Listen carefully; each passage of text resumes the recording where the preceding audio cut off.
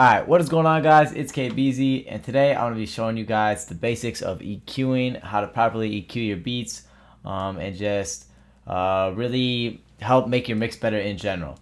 In previous videos, if you have watched my videos on my channel before, I've talked about EQing the master. In this video, as you can see, there's no EQ on the master, just a soft clipper.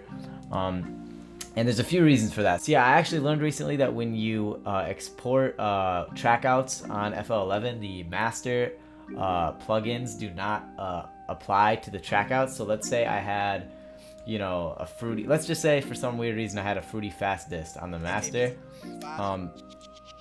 So that in FL that would make the whole beat would be distorted. But then if I actually exported the trackouts and the stems for each separate track, that fast distortion would not be on each separate wave file.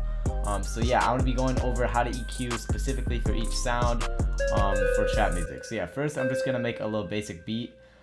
So nothing too crazy. I'm just gonna get a nice little melody going.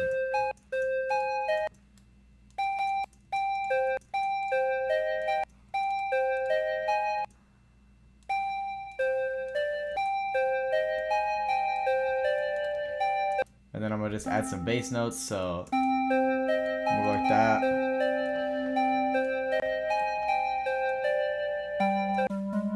And then I'll move it up a few, so.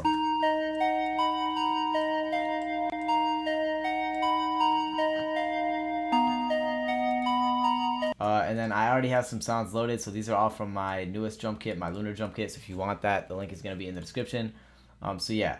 Now that we have our melody, I'm just going to copy it over into another ElectroX instance. So I'm going to paste it, and then I'm going to just try to find like a pad or something. So I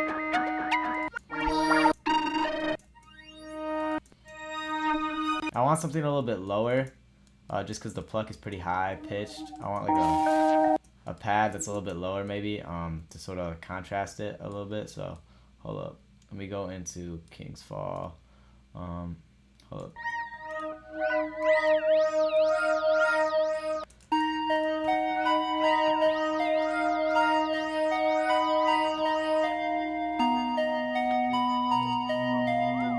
Alright, so that's pretty good. Now I'm going to actually select all the sounds, and I'm going to send them to the mixer by hitting Control, Shift, and L.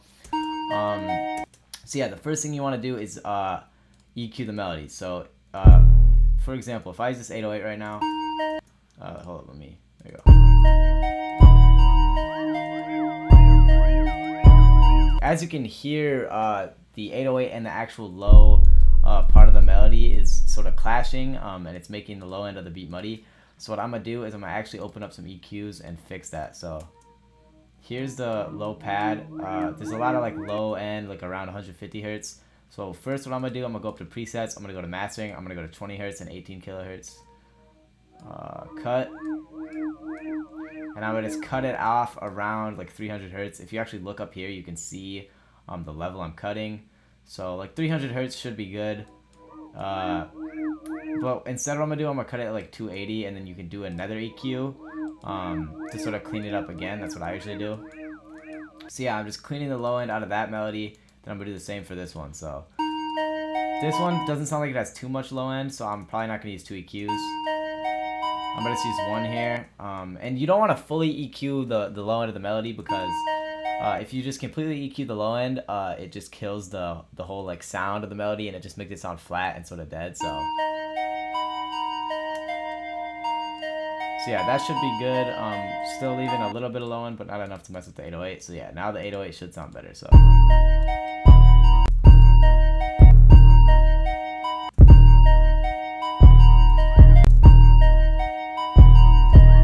You also want to make sure the 808 is cut by itself, so there we go.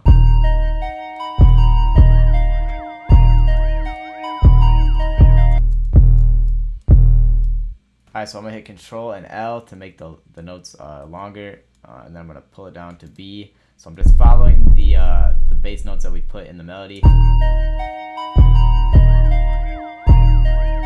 then I'm going to do this.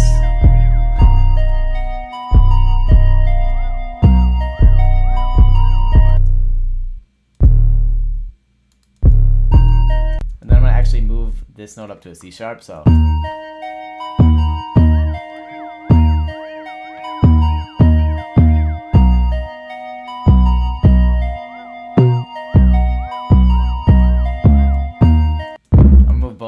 love to see. And then here we go. So yeah, now that I have the 808, there's not really much EQing I'm gonna need to do. The 808 sounds pretty good in the mix right now. So I'm gonna just do the drums. So to get that really like crispy drum sound, it's all EQing in my opinion. So I'm gonna add some hi-hats and some claps. That's okay how it is, but I want more high end in it just to give it sort of that pop in the mix. So what I'm gonna actually do, I'm gonna open up parametric EQ and just try to add some more high end to it. So I'm just raising it quite a bit. Like in here, you can actually see how many dBs you're moving it, so how many decibels. So I'm moving it up like 4 dB. You can look up here to see the amount. So like 4 is usually good. And then same for the hi-hat. I'm gonna just move it up the top band like 4, and maybe this one up a little bit too. And that's just gonna make the hi-hat crispier in general, and then I'm gonna pitch it down too. So yeah, hold up. Now it sounds like this. So yeah, if I turn off the EQs, if you have headphones in, you can definitely hear it.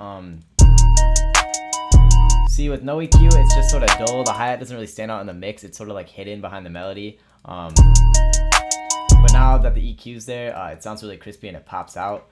So another thing you can do is if the melody has a lot of high end, this one's not too bad. Like around the 7th EQ band, there's not that much going on, but you could lower it a little bit. So I'm gonna lower it maybe like 2 dB. That's just extra. You don't have to do that at all. That's just something I do sometimes to make the hi-hat and the clap pop out more. So the same for the snare.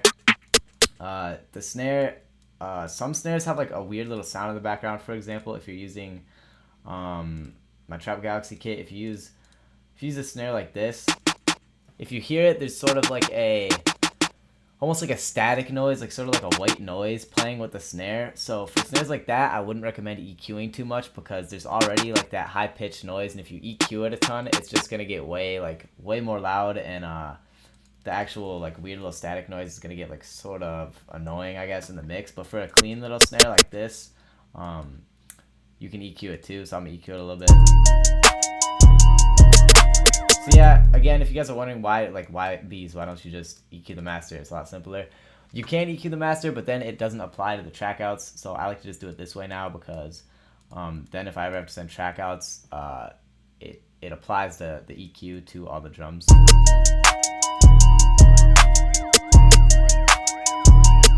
I'm gonna pitch that down a little bit, like there. So yeah, one thing though, you don't want to EQ your clap too much. For example, if I do this, if you go way too high with it, it just sounds really bad, and the clap sort of loses its like punch. So you don't want to EQ too much because you still want the clap to have that like mid-range like punch. You don't want to just have it to be super overloaded on the high end. So yeah, that's probably pretty good. Now for the kick. I don't really even EQ it anymore. Most of the kicks in my kit are like pretty good. You don't really have to EQ much.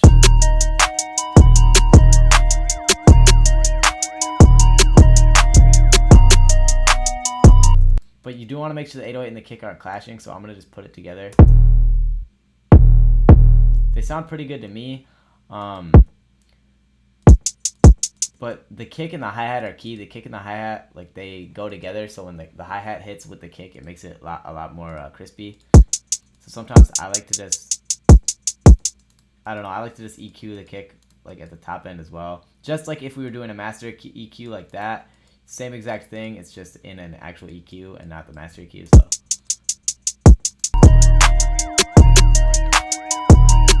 So yeah, that's the beat with just EQing. Now if I turn off all the EQs and just let it be normal.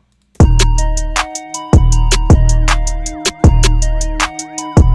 can hear that the 808 and the low end of this melody are not really sitting well together. And the hi-hats and the claps and the snare don't really sit out together. It's sort of, or sit out in the mix. It's just sort of like quiet.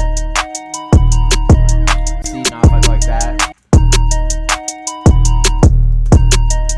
it makes it a lot crispier. And just, I don't know, makes your beats sound a lot more finished in general. So yeah, that's a small little tip. And it might not seem that significant, but trust me, it does make a difference. So yeah, I hope that helped you guys. I hope that helped you guys learn how to EQ sort of what I do. And that's really all I do in terms of my mix lately. I literally just EQ the sounds. And that's pretty much it. You don't really have to And yeah, that's pretty much it. I don't do any type of mastering. I don't do any type of compression or multi-band compression or anything like that, or limiting. I literally just EQ, and that's really all you need. So yeah, I hope that showed you guys how I really go about that process, and sort of make my beats sound a little bit cleaner. So yeah, if you enjoyed, make sure to subscribe so you can stick around for future videos. And yeah, that's gonna be it for me. Hope you have a wonderful rest of your day or evening or night or whatever, morning, whatever time it is, wherever you are in the world. And yeah, that's it for me. I'm out. Peace.